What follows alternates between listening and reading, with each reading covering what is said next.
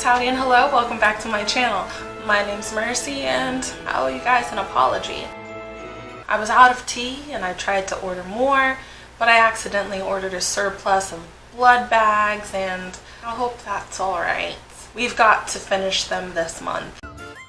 Last time we were together, we discussed Velvet by Temple West, a classic. And keeping with our vampire theme, we are going to be looking at Marked by PC and Kristin, which is a bit problematic, but we'll discuss it at the end. Grab your Hex Hall plaid and come with me. Marked is the first novel in the House of Night dodecalogy. And $1 million word. Now, for the list of books in order, there is Marked, Betrayed, Chosen, Untamed, Hunted, Tempted, Burned, Awakened, Destiny, Hidden, Revealed, and Redeemed.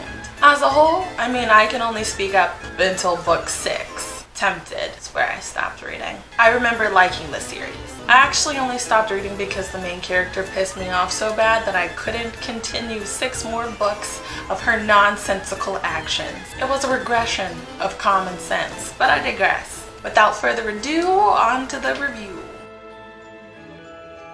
Our book starts off with Zoe in the school hallway with her chatty Cathy best friend packing up 1,000 hairballs. She gets to her locker and there's a vampire tracker there waiting to mark her forehead. He points at her, zaps her in the forehead, gets a mark that's not filled in, and then she proceeds to begin the process of dying. Because one of 2 things are going to happen. Either you're going to make the change into a vampire, or you're going to get incredibly sick and die. Just like that. Part of the problem is that Zoe, knowing this information, has to get to the House of Night. She goes home, wants to talk specifically her mother about what's happening. She just wants a little bit of reassurance. But her mother married step loser called John Heifer Cow. Anyway, so the mother, being brainwashed by the people of faith leader that her husband is, decides that she's not going to do anything, try to blame everything on her daughter, and then call up a prayer circle. Since she has been locked in her room and unable to access the House of Night, she does the only other thing that she can think of, which is to sneak out of her room, drive all the way to her grandmother's lavender farm. Now, when she gets to her grandmother's lavender farm, she goes looking for her grandmother, trips, falls, cuts her head open, has an out-of-body experience where she meets the goddess Nyx. And she's decided to appoint Zoe her eyes and ears in this new century where evil is making a play to take over, basically. So she kisses her forehead, Zoe wakes up with a filled-in mark. Ooh. Now, this is important because only adult vampires have a filled-in mark. Right now, Zoe's a fledgling, so she should only have an outline. Her grandmother takes her to the school where they first meet Neferet. Neferet is a little sketchy, however she acts kind of motherly and takes Zoe in under her wing, and then ends up meeting her new roommate Stevie Ray, but not before Aphrodite corners and vaguely threatens her. And ultimately the problem here becomes, how do we stop Aphrodite from going off the rails and becoming a dictator with her hunger for power? In the end, Zoe, with the help of her friends, end up putting Aphrodite in her place. Grandma Redbird, Zoe's grandmother and the only true parental figure in her life. She's a kind spiritual woman that's very in touch with her Cherokee ancestry. When reading about Grandma Redbird, it actually evoked some memories and feelings of wistfulness, as I didn't get to learn about my native heritage from my grandmother before she passed. So in a sense, every time I read about Grandmother Redbird, it reminds me that I don't want to lose touch with my heritage, so I need to actually go digging, ask my thousands of aunts and uncles the information that they know. Zoe, your typical where do I fit in teen. She's very strong-willed, not easily influenced, which I love, and she's very determined to do right by her friends. Now, I can't say much more about Zoe other than that without giving away spoilers, so that's as far as that explanation is gonna go for now.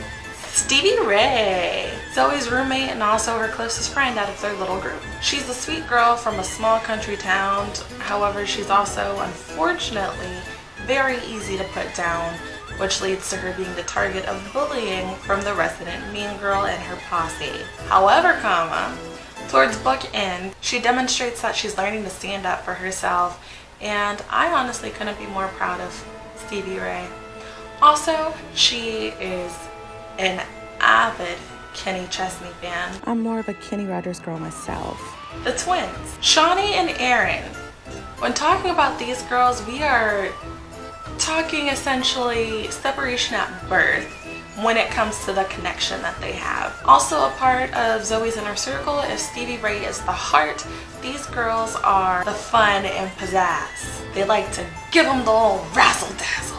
Give them the old razzle dazzle, razzle dazzle. Damien, the last but by no means least member of Zoe's little group, is Damien. A sweetheart with a knack for vocabulary. He's the brains and conscience of the group. The Jiminy Cricket, if you will. And what I will say about Damien is that he was actually one of the first openly gay, I guess like main side characters that I had ever really experienced in reading a book, and I did appreciate that because I do have a lot of friends in the LGBTQ plus community, and I had just, at the time, especially early 2000s, I had seen them represented in any fashion within books that I was reading for young adults, and I appreciated for the most part that they depicted him in a way that was respectable. Eric, Zoe's prospective love interest, the first poet laureate in 200 years, I think, as well as the only male poet laureate ever. Incredibly revered and respected at the school, he notices Zoe immediately and takes a shine to her. However, he will be thwarted by none other than Aphrodite.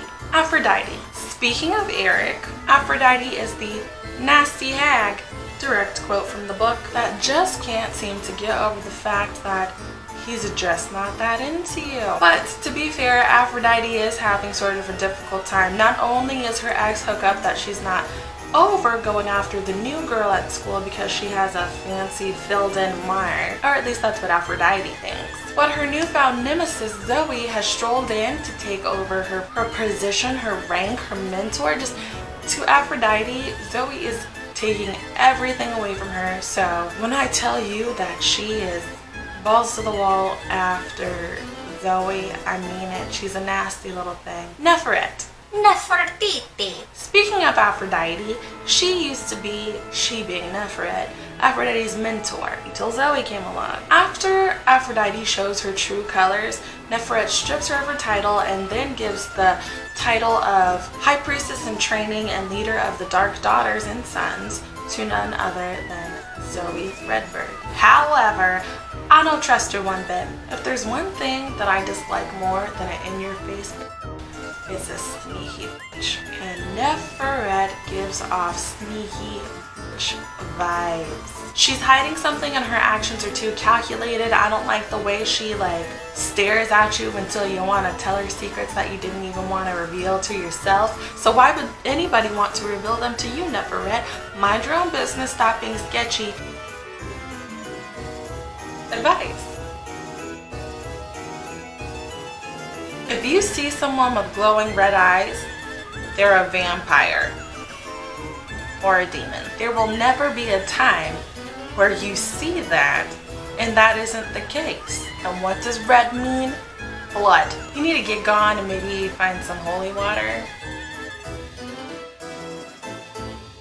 Stay in touch with your heritage, much like Zoe, taking every opportunity you can to learn from your elders and cherish the things that they pass on. Cut toxicity. Much like K-Camp's popular song, it ain't nothing to cut that bitch off. Live it every day. Your ex cheated on you at a party and is developing an alcohol dependency completely of his own free will? Cut it off. Your self-absorbed ex-best friend likes your ex-boyfriend and has been making moves on him behind your back?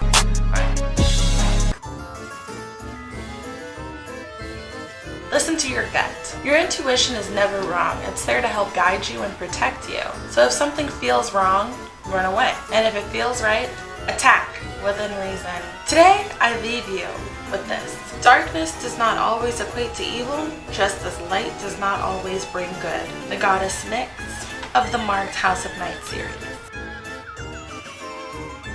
I think the important thing to remember when reading this series is that it is from the early 2000s, and that's very apparent in the way certain things are written and referenced to. I would say what I noticed overall in rereading this book is that there is some shaming of people with eating disorders. There is some slut shaming, and not racism and homophobia necessarily, because as you are aware, one of the main characters is gay and the other is African American, as well as they have more side characters that are of color and different sexual orientations.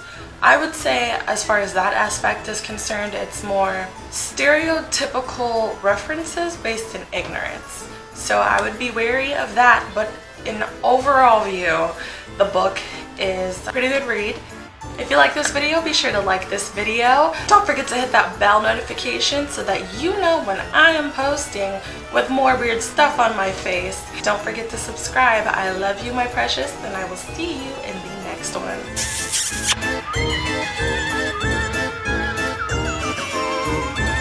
Get on the old razzle dazzle. Hello, my baby. Hello, my darling. Hello, my old time gal. Ah, there's a snake in my boot.